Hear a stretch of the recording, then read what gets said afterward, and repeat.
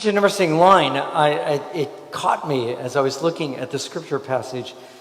You know, the background of this, Jesus is talking about the end times, his second coming, and in parts he's also talking about the destruction of Jerusalem. A pretty terrible scenario in every case, and Jesus' his consistent message to people is you need to be ready. You need to be vigilant. You need to be ready for when this might happen because you don't know when it's going to happen. And so that makes sense that he uses the word don't get drowsy. That sort of makes some sense. You know, it makes you think of a soldier, a sentry on guard duty. You know, 2, 3 in the morning, he just starts to get a little drowsy. That's the image that comes to mind. But Jesus says, beware that your hearts do not become drowsy. Not a physical drowsiness, but that our hearts become drowsy. Which seems to me to think that Jesus is pointing us in a spiritual direction. Don't spiritually become drowsy. Well, how does that happen? Well, fortunately, Jesus offers us some causes. Beware that your hearts do not become drowsy from carousing and drunkenness. I'm hoping those two don't apply to us. But then the third one, and the anxieties of daily life. And that, I suspect, does apply to us. That just the anxieties, the worries of our daily lives just somehow sort of, cast this big shadow, sort of the weight of it sometimes just feel like it pushes us down. Now, I don't have to do too much, I think, to sort of remind you of the anxieties of life. I mean, it could be, personal things, you're just concerned about things that are, about yourself, whether you fit in, whether you look the way you're supposed to look, whether you've got the right personality, whether you own the things you're supposed to own, all those kind of things. Maybe you're just afraid you don't measure up in some way. Relationships, there's lots of anxieties perhaps with relationships. Maybe one that you sort of sense is a bit on the rocks and you're just kind of afraid it's gonna end soon. Or maybe it's a relationship that did end and you're still anxious about it, especially within families. It's not right that you would not be, there'd be a broken relationship in your family, but maybe you don't know how to fix it, and that sort of brings you anxiety. The anxiety of work, worrying about the job. Are you doing a good job? Is it possible that you're going to lose the job, or you're going to lose the promotion, or are you going to get the promotion and suddenly you got all this extra work to do? Those sort of anxieties, and certainly there's lots of anxieties for people about money. Money and possessions. Do I have enough? Will I have enough money to pay the bills next month? Or for some of us, maybe it's, am I going to have enough money to pay the bills and to do the extra things that I want to do? Christmas, for example. All those anxieties, and if you think about it, Jesus is on to something here. Do not all those things and so many more. Don't all those things just sort of press us down. And so we get to this point where it's like it's Advent and we're supposed to sort of start getting ready for Christmas and we may not really feel like it. So what is the solution to this? Well, it's easy enough. Don't worry. Just quit worrying. But I suppose that's not very practical. And I know that in my own life, I suspect it is in yours. You say to yourself, I know I shouldn't worry about this, but, and we just do. So as I was thinking about this sort of problem and looking at the readings for the other Sundays in Advent, the one word that just kept coming back to me over and over again was simple. Simple. And so I'm going to offer this. I don't know if it's true for all of us, maybe not, probably not.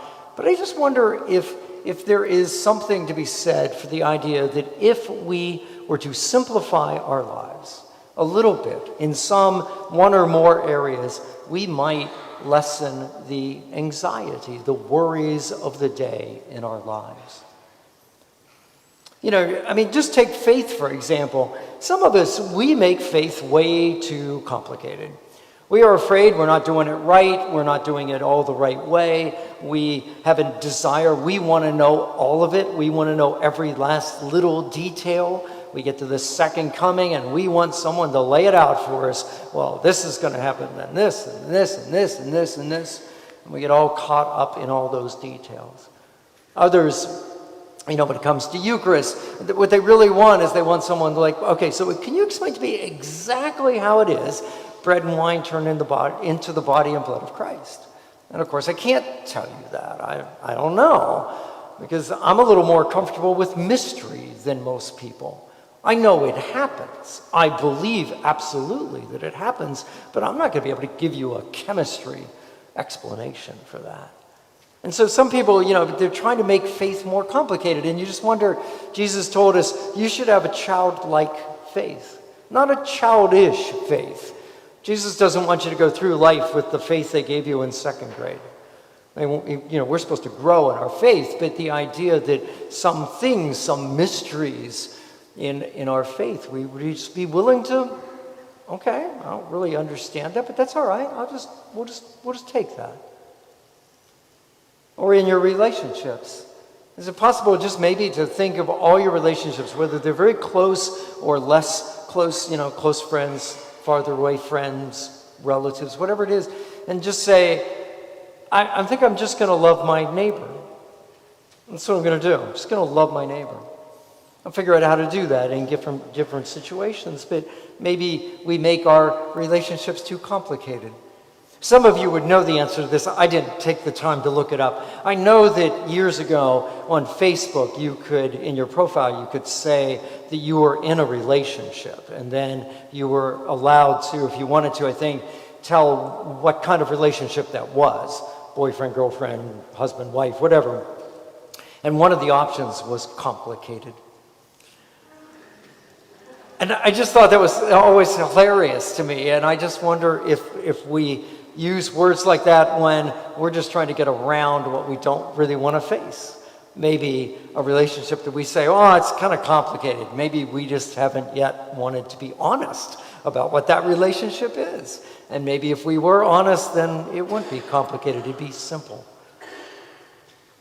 At work, there's so much if you work in an office or someplace like that, even on a factory floor, lots of sort of, if you will, politics. Lots of people talking about all sorts of stuff, worrying about all sorts of stuff. You just wonder what happens if you just go to work and then go home. Like what happens? Years ago, I used to long for the opportunity when I was teaching school that I would get the summer off because I wanted to work at McDonald's. Because I just thought it was just such a terrific thing to show up to McDonald's and flip burgers or do whatever it is they wanted me to do, and then just go home. It'd just be great. I worked. It was great, simple, easy, unlike the school environment that I was in.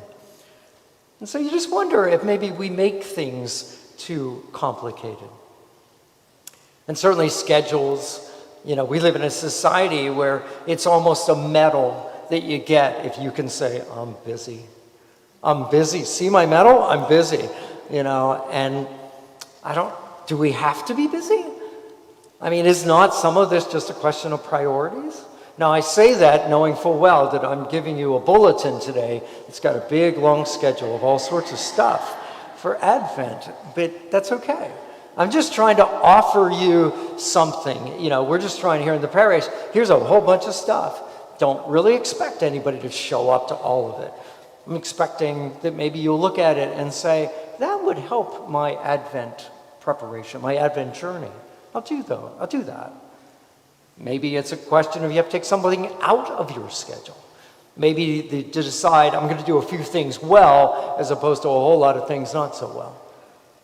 I don't know if you're one of these homes where you put up 6 trees in the house, but maybe 1 tree is enough. I don't know. And of finances, you just wonder if less is better at times. And again, this would depend on you and your situation, all sorts of things. But, St. Francis of Assisi, he figured this out. Now, admittedly, St. Francis took a very radical notion to this, and we're not called to this, but he just saw that money and possessions, what his dad was so caught up in, was not going to make him happy. And so that was, if you will, complicating his life, all that stuff. And so by giving it all up, he was able to live in a very simple way and be in touch with people and with God. Now again, you and I are probably not called to radical poverty, but you do have to wonder, is it possible that, somehow my money and my possessions, it's making my life more complicated than it is? Yesterday, as I was reviewing this and my notes for this, I just happened to come across an artist by the name of Ed Sheeran. I don't know if some of you may know him. I had never heard of the man before. He's got a terrific voice. And he wrote this song called First Times. At the beginning of the song, he paints this picture where he has just finished a concert in front of 80,000 people. It's sort of the pinnacle of his career, the thing he's been after all his life, to play and sing with all these people. This is just amazing. The song goes on to talk about that after it was over and after everyone had left, it was he and I believe his wife in a room, and they just started talking. And the rest of the song is about their conversation, about little things.